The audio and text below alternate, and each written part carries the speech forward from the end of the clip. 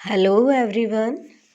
आज हम उत्पादन के क्षेत्र के एक बहुत ही महत्वपूर्ण अवधारणा लीस्ट कॉस्ट कॉम्बिनेशन या न्यूनतम लागत संयोग या ऑप्टिमम कॉम्बिनेशन ऑफ फैक्टर्स या साधनों का इष्टतम संयोग के बारे में चर्चा करेंगे। न्यूनतम लागत संयोग, जैसे कि इसके नाम से ही समझ आ रहा है कि इसमें उत्पादन जो करता है वो ये सोचता है कि मैं वो कॉम्बिनेशन लूँ जिससे कि मुझे उत्पादन तो अधिकतम हो और मेरी जो लागत आ रही है वो न्यूनतम आए। तो उत्पादक के संतुलन के अंतर्गत न्यूनतम लागत संयोग ऐसी स्थिति को बताता है जब उत्पादक कम से कम लागत के साथ उत्पादन कर रहा है। इसे न्यूनतम लागत संयोग या इष्टतम साधन संयोग भी कहा जाता है। उत्पादक साम्य में तब होगा जब वह न्यूनतम लागत पर अपने लाभ को अधिकतम करता है। तो इसके लिए वह साधनों के उन संयोगों का चयन करता है जो उत्पादन में उसकी लागत को न्यूनतम करता है। तो इसे ही इष्टतम साधन संयोग कहते हैं। तो दो बातें हुई, एक तो उत्पादक जो होगा वो क्या करेगा, तो न्यूनतम लागत करने की सोचता है, और दूसरी क्या बात सोचता है कि लाभ को अधिकतम करता है। अब जो न्यूनतम लागत संयोग है या इष्टतम साधन संयोग है, इसके अंतर्गत दो बातों की जानकारी होना आवश्यक है। पहली बात उत्पादन की तकनीकी संभावनाएं, और दूसरी किसी विशिष्ट उत्पादन मात्रा के लिए उपयोग किए जाने वाले साधनों की कीमतें। तो जो उत्पादन की तकनीक की संभावनाओं को हम कैसे पता लगा सकते हैं, आइसोकॉन्ट मैप के द्वारा। यो हम इनके बारे में पिछले वीडियो में हमने पढ़ा था। और दूसरी बात जो है, साधनों की कीमतें तथा उत्पादक द्वारा किया जाने वाला जो कुल व्यय है उसको हम सम लागत रेखाओं के द्वारा बता सकते हैं। तो दोनों की चर्चा आइसोक्वांट की यानी सम उत्पाद के बारे में, और आइसोकॉस्ट लाइंस या सम लागत रेखाओं, इन दोनों के लिए अलग से दो वीडियो हमने पिछले दो वीडियो में देखा था इनके बारे में। तो इन दोनों की सहायता से हम जो लीस्ट कॉस्ट कॉम्बिनेशन है इसको हम बता सकते हैं। इसकी मान्यता है कि उत्पादन के दो साधन हैं, पूंजी और श्रम है, और साधनों की कीमतें दी गई हैं और वह स्थिर है। पूंजी और श्रम की सभी इकाइयां सजाती हैं, अर्थात एक सी हैं। ये नहीं है कि अलग अलग तरह की इकाइयां उन्होंने ली गई है। जैसे मान लीजिए श्रम लिया है तो स्किल लेबर लिया है, तो सब में स्किल लेबर है। अगर अकुशल श्रमिक लिया है तो सभी में अकुशल श्रमिक लिया गया है, जब तक कि वो उत्पादन करता है। और साधन बाजार में पूर्ण प्रतियोगिता है। अब ये चित्र आप देख रहे हैं, इसमें आप देखिए कि जो सम लागत रेखाएं हैं, जब कुल परिव्यय या कुल लागत बढ़ती है, तो ये पहली सम लागत रेखा है, ये वाली ए और बी मान लीजिए। तो यहाँ पे कितना इसका जो है लागत कितनी है, ₹300। फिर अगली जो A1 A2 है वो क्या है, ये जो है इसमें क्या हो रहा है, ये 400 हो गई है। और फिर इससे भी बाद वाली ये इधर दाईं तरफ जो जाती हैं रेखाएं, वो बताती है कि ये लागत जो है बढ़ रही है। यहाँ 300 रुपये थी, यहाँ 400 और यहाँ 500। तो ये राइट शिफ्ट अगर आपकी आइसोकॉस्ट लाइन हो रही है, इसका मतलब लागत बढ़ रही है। दूसरी एक स्थिति हो सकती है जब किसी साधन की कीमत परिवर्तित हो रही है। जैसे यहाँ हमने लिया है एक्स अक्ष पर लेबर यानी श्रम लिया है, और यहाँ पे क्या लिया है, कैपिटल यानी पूंजी लिया है। तो जब किसी साधन की कीमत परिवर्तित होती है तो वो इस तरह से शिफ्ट हो जाएगी। जैसे मान लीजिए ओरिजिनल लाइन ये है आपकी ए बी लाइन है। अगर मान लीजिए श्रम की कीमत में कमी हो जाती है तो ये ए सी लाइन हो जाएगी, और अगर श्रम की कीमत में वृद्धि हो जाती है तो ये लाइन ए बी से कम होकर ए डी पर आ जाएगी। तो इस तरह से जिस साधन की कीमत बढ़ती है तो उत्पादक क्या करेगा, उसकी मात्रा कम यूज़ करेगा, और जिसकी कीमत कम हो जाती है तो पहले की तुलना में वो अधिक यूज़ करेगा उसको। अब दो चीज़ें हैं कि एक दिए हुए उत्पादन पर न्यूनतम लागत करना, और दूसरी बात है दी हुई लागत पर अधिकतम उत्पादन करना। ये दोनों चीज़ें एक ही सिक्के के दो पहलू हैं। तो ये देखिए, इस चित्र में हम देख रहे हैं कि आपकी जो उत्पादन की मात्रा दी हुई है, उत्पादन की मात्रा कितनी दे रखी है इन्होंने, 500। ठीक है, ये 500 है क्योंकि ये सम उत्पाद वक्र है आपका ये वाला। ठीक है, तो ये क्या बता रहा है कि 500 इसमें उत्पादन हो रहा है, 500 इकाई। ठीक, क्योंकि सम उत्पाद वक्र क्या होता है कि दो साधनों के विभिन्न संयोगों को बताता है जिससे कि समान मात्रा में उत्पादन हो रहा है। ठीक है, और लागत न्यूनतम हो रही है, तो ये क्या चीज़ है, ए बी सी डी और ये सब चीज़ें क्या है, ये आपकी सम लागत रेखाएं हैं।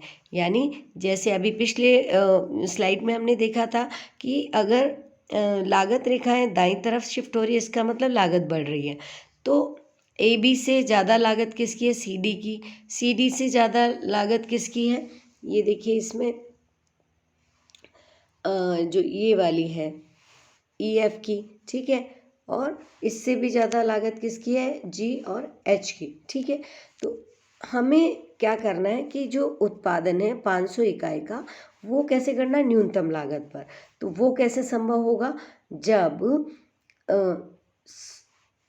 ये हमारा सम उत्पाद वक्र जो सम लागत रेखा है उसको जहाँ पर काटेगा, तो यहाँ पे क्या है, ई जो एक ऐसा है जो कि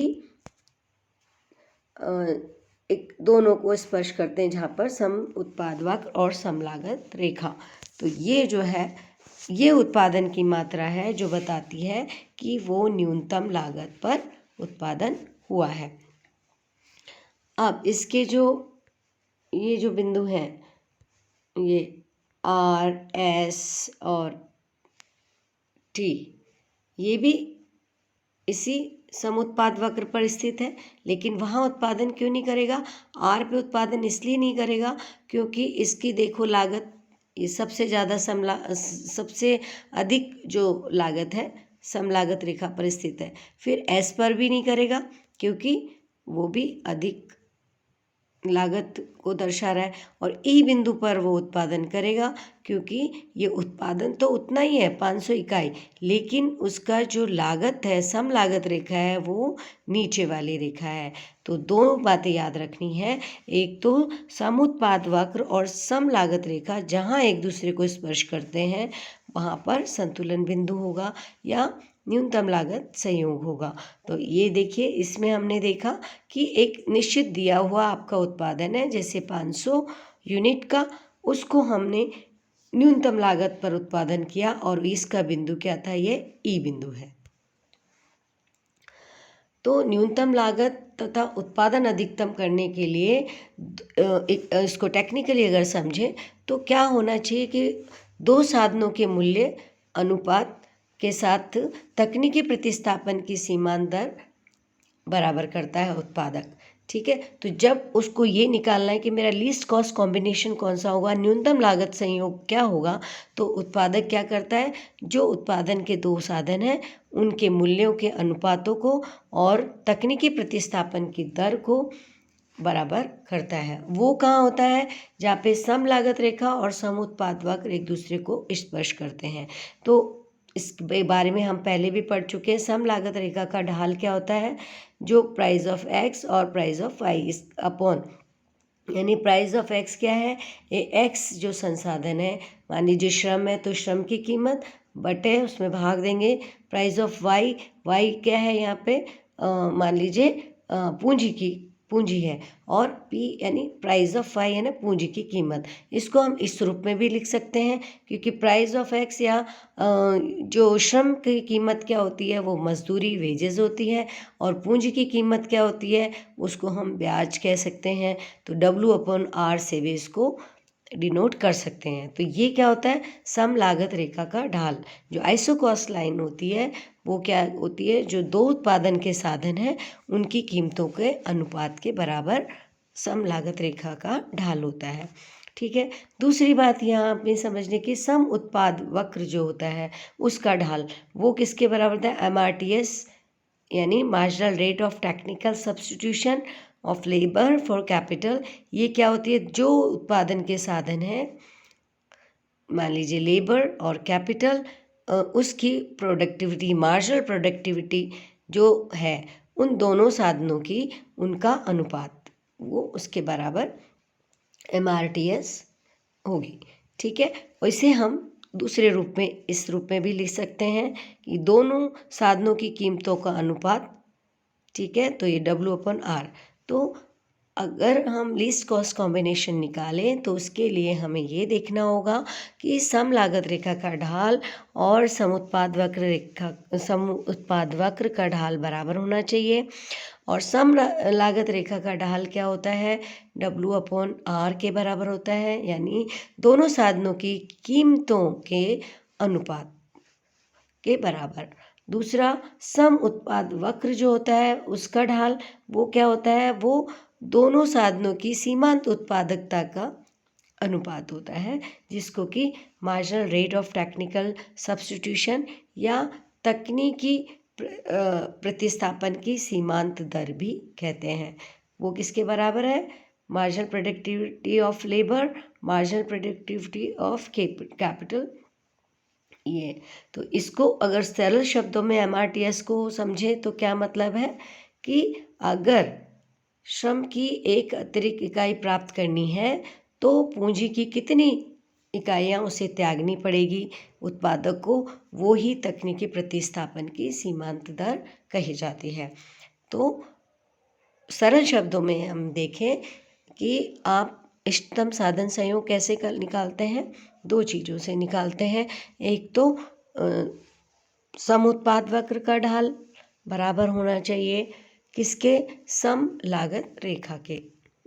इसको देखिए, इसको हम चित्र के इस चित्र में देख सकते हैं। ये आपकी MRTS, ये क्या चीज़ है, ये सम उत्पाद वक्र का ढाल है, और ये क्या है, सम लागत रेखा का ढाल है।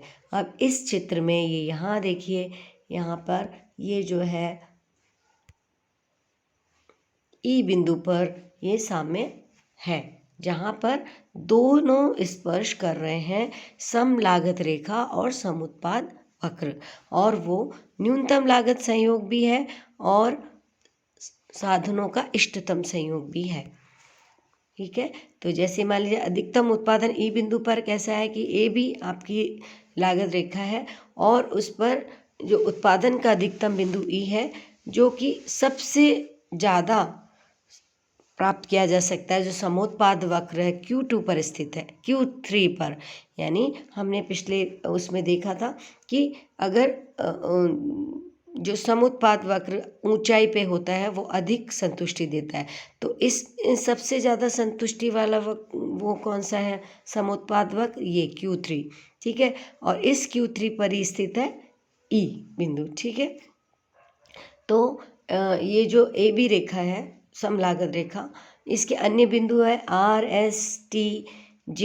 तो वो क्या है, वो निचले समुत्पाद वक्र पर स्थित है। ये देखिए, ये R और ये J तो दोनों Q1 पे स्थित है, और जो है S और ये जो T है वो Q2 पर स्थित है, और जो E है वो Q3 पर, यानी सबसे ऊंचे समुत्पाद वक्र पर स्थित है ई बिंदु। ठीक है। अब अगर ये तो हो गई अधिकतम उत्पादन का प्रतिनिधित्व कर रहा है ए बिंदु। अब दूसरे जो पहलू है कि न्यूनतम लागत संयोग कैसा है इसका, तो इसको भी मान लीजिए हमने उत्पादन Q3 का उत्पादन ले लिया कि इस पे हमें उत्पादन करना है, तो ये जो है ये Q3 के अन्य बिंदुओं जैसे GHDM जो कि उच्चतर सम लागत रेखा पर स्थित है की तुलना में निम्न सम लागत रेखा पर स्थित है। अतः ई बिंदु जो है वो इसका न्यूनतम लागत संयोग कहलाएगा। क्यों? क्योंकि ये जो आप देख रहे हैं ये ई बिंदु है, इस ये कौन सी रेखा पे स्थित है? एक तो ये समलागत रेखा, ये एक ये है, एक ये है और एक ये है।